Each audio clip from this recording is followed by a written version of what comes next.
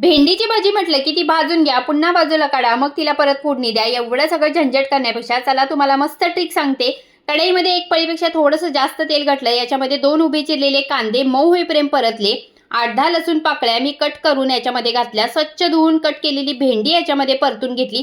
2 मिनिटं भेंडी परतून घ्यायची. याच्यात थोडंसं मीठ घालायचं म्हणजे पटकन भेंडी आपली मऊ व्हायला चालू होते. आता याला झाकण ठेवायचं आणि 2 मिनिटं ही भेंडी आधीमध्ये हलवत वाफवून घ्यायची. त्याच्यानंतर याच्यामध्ये मी एक उभा कट केलेला टोमॅटो घातलेला आहे आणि बेसिक मसाले याच्यामध्ये लाल तिखट, हळद, हिंग, चवीपुरतं मीठ घातलं.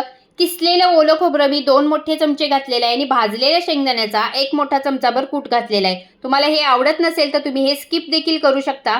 आता हे सगळं मिक्स करून घ्यायचं. झाकण ठेवून पुन्हा ही भाजी आपल्याला 2-3 मिनिटं वाफवून घ्यायची. अजिबात चिकट न होणारी भेंडीची मस्त इथे भाजी तयार आहे. तर डब्यासाठी अशी भाजी एकदा नक्की ट्राय करा.